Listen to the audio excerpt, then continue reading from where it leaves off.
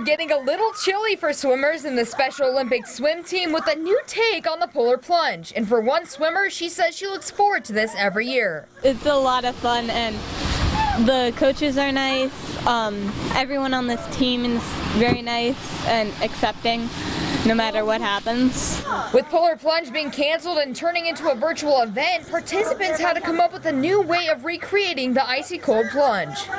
And we just thought Arby's wanted to participate, so we thought we would use Arby's as our sponsor and participate in the Polar Plunge this way because it's all virtual. Community have been really put on hold. All fundraising is just kind of collapsed, and we wanted to make sure that we could make a difference.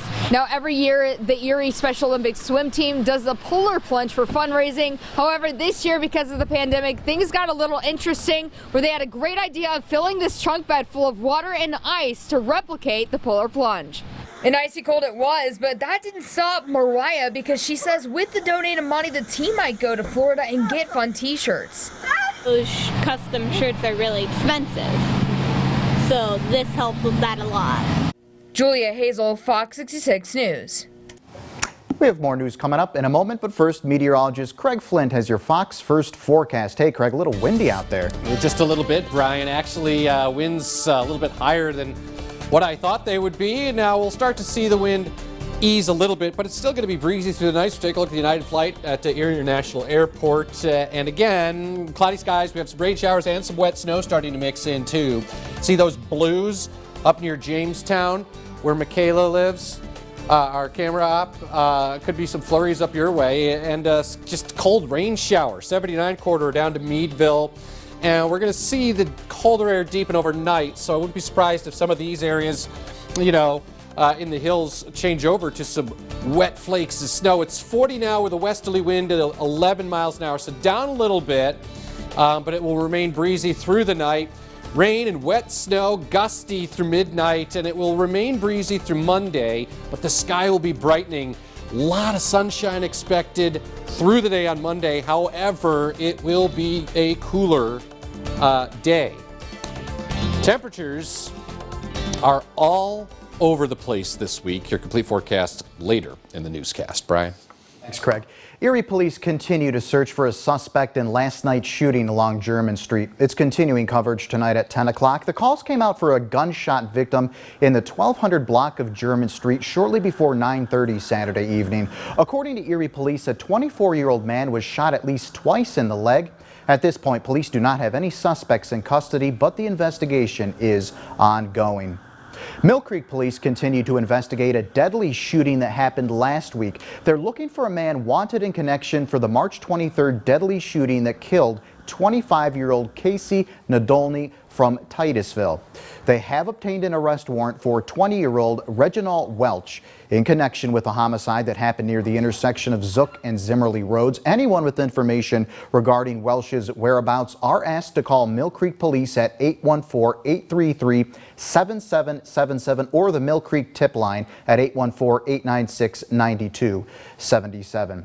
Police are investigating after a man is reported missing. Rabin Subetti was last seen driving from Erie to Kent, Ohio to visit his girlfriend. He was supposed to arrive at his girlfriend's house on Saturday, but never did. His last known location was Ashtabula. He was driving a white 2018 Mustang convertible. His car has been located, but there's no sign of the missing man. Anyone with information is asked to call Mill Creek Police at the number on your screen, 814-833-7777. A series of deadly mass shootings have sparked a long-time debate in Washington on gun reform measures. Two senators believe there is a way to get significant legislation passed in the Senate. Washington correspondent Kelly Meyer reports on the push for a compromise on Capitol Hill.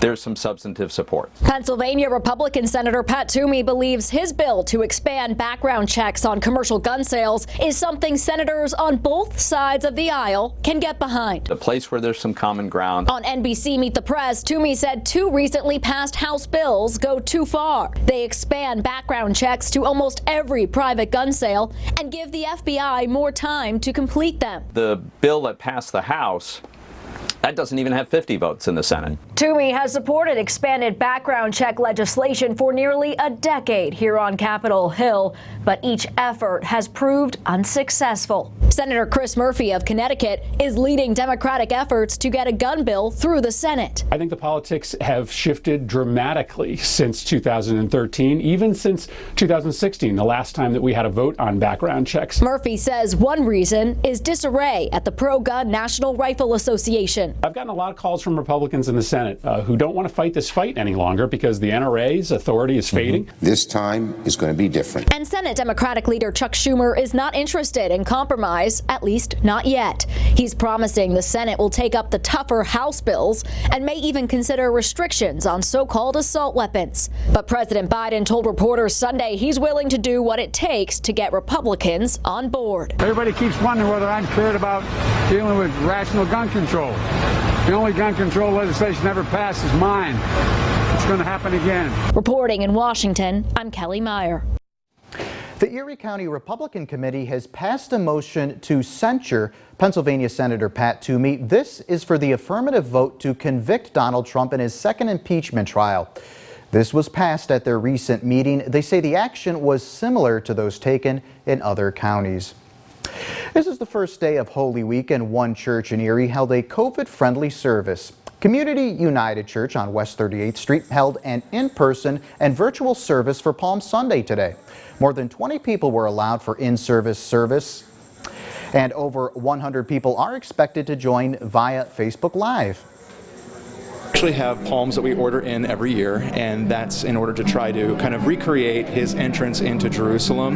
But there's an irony to this story because the very people who cheer him on later will abandon him, even his own disciples. McCarty says next week for Easter they will reserve seats for 40 people on their Sunday service. One local center is getting in the Easter spirit by giving back to the community. The Center for Women spent their Saturday prepping over 200 meals and blessing bags for today's event. The center was giving away the Easter and Palm Sunday meals at Mother Teresa Academy for those who are homeless in the community. One of the things that we like to educate our women and children about is giving back, because they have been so blessed through the community at the Mercy Center for Women, and now it's our turn to give back to the community. The Center for Women hope to continue helping the community with events such as this one. The trial of the police officer charged in the death of George Floyd in Minneapolis last May gets underway this week. I'm Christina Coleman. I'll have the details coming up. And plus tonight, heading home, we'll take you to the Bayfront Convention Center for the final day of the Erie Home and Garden Expo. And helping the homeless, a California teenager using his spare time during the pandemic to help those in need.